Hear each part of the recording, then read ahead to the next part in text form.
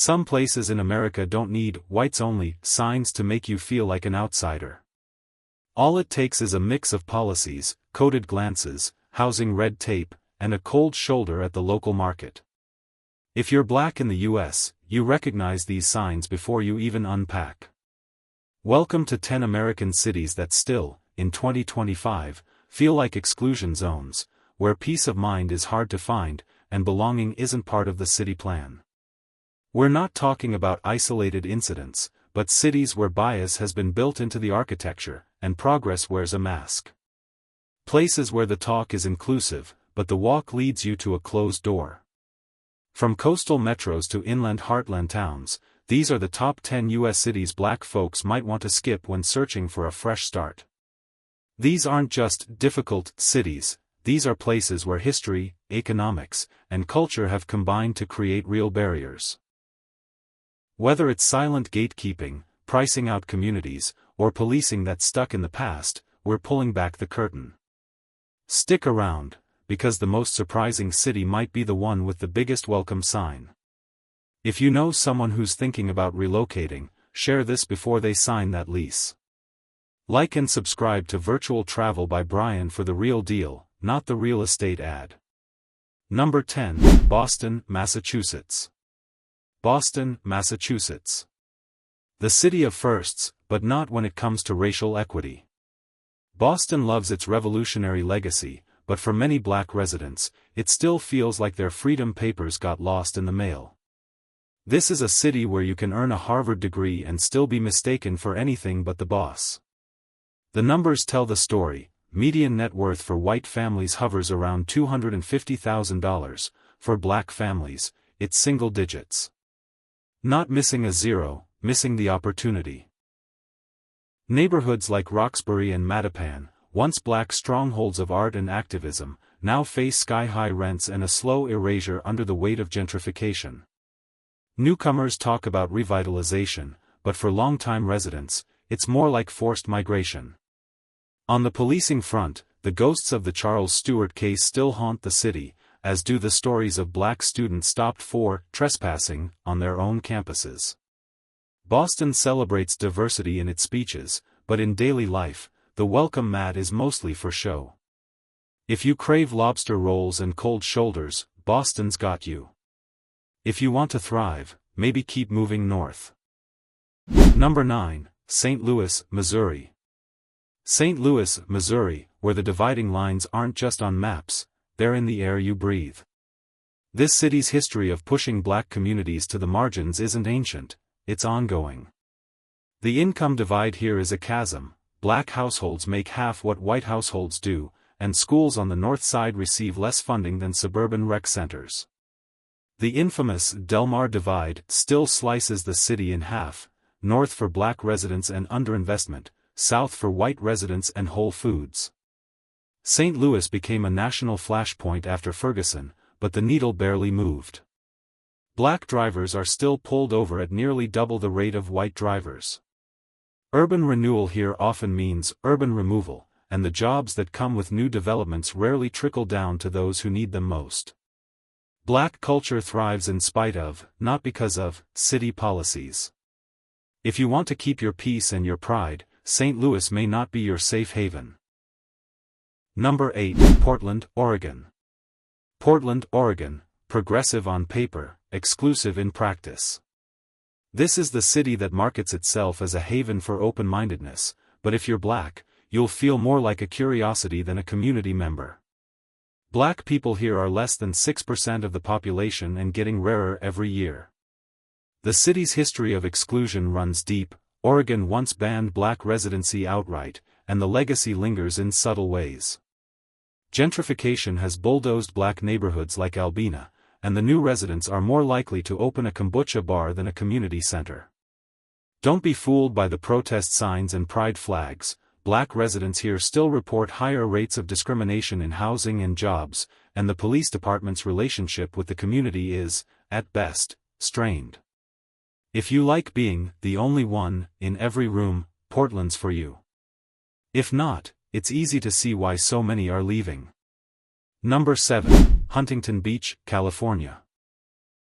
Huntington Beach, California, blue waves, red flags. Sun, sand, and a side of exclusion if you're not part of the majority. This city has made headlines for public displays of intolerance, with rallies that attract white nationalists and a reputation for policing that leaves black residents feeling watched, not protected. The population is overwhelmingly white, and black folks make up less than 1%. At the grocery store or on the pier, you'll get the long looks. At City Hall, you'll see the policies that subtly keep things that way. Even as the city courts tourism, it resists any real reckoning with its divisions. If you want to blend in, Huntington Beach isn't for you. Unless you're eager for a cold reception to go with your cold brew, you might want to head inland. Number 6, Salt Lake City, Utah. Salt Lake City, Utah, stunning mountain views, but for black residents, the isolation is just as breathtaking. Black folks here make up less than 2% of the population, and that's statewide. The city's dominant culture is friendly, but it's a friendliness that doesn't always translate to inclusion. You'll get noticed, in the supermarket, at work, everywhere, and not always in a good way. The city's religious roots are deep, and while things have improved, the historical exclusion of black people is still a living memory. If you're looking for black culture, community, or even basics like a barber or a soul food spot, be prepared for a challenge.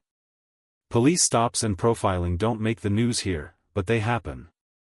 If you're an introvert or just passing through, you might be fine. But for most, the lack of support is a deal-breaker. Number 5, Milwaukee, Wisconsin. Milwaukee, Wisconsin, segregation with a smile. The city loves to tout its Midwestern charm, but the reality for black residents is stark. Milwaukee regularly ranks among the most segregated cities in America. North Side, mostly black, underfunded, and overpoliced. South Side, mostly white, better schools, more investment, fewer worries. The economic stats are brutal. Black unemployment is double the white rate, and homeownership is rare for black families. The city invests in new developments but ignores aging pipes and crumbling schools in black neighborhoods. The prison pipeline here is notorious. Wisconsin locks up black men at one of the highest rates in the country, and Milwaukee is ground zero. The city loves diversity festivals, but when it comes to actual empowerment, the door is often closed. Unless you enjoy fighting for basic respect, Milwaukee is a tough place to find peace. Number 4, Charleston, West Virginia. Charleston, West Virginia, where time stands still and diversity is an afterthought. Black residents make up a sliver of the population, and that's obvious the moment you try to find a barber, a church, or a community event that isn't just for show. The city's economy is struggling, and black residents face an even steeper climb for jobs, opportunities, and advancement. The good old boy network still runs deep, and there's a quiet understanding that progress for some doesn't mean progress for all. The city lacks meaningful black institutions or businesses, and the burden of representation is heavy. Police might not make national news, but the message is clear: don't rock the boat, or risk being pushed out. Unless you're a fan of cultural invisibility, Charleston is a place to pass through, not settle down. Number 3, Minneapolis, Minnesota. Minneapolis, Minnesota, progressive slogans, persistent inequality. The murder of George Floyd sparked a global movement, but the city's racial gaps remain among the worst in the country. Black families earn about half of what white families do, and home ownership rates are shockingly low for black residents. The city's police department is still under fire for racial profiling, excessive force, and a lack of meaningful reform. Gentrification is slowly pushing long-standing black neighborhoods out of existence, and economic opportunities remain out of reach. Minneapolis is quick to paint murals and host dialogues, but when it comes to real change, black residents are still waiting. If you want symbolic gestures, you'll find plenty here. For real equity, keep looking. Number 2, Harrison, Arkansas. Harrison, Arkansas, where history isn't just in the past. The town has a reputation for being openly hostile to outsiders, and black residents in particular.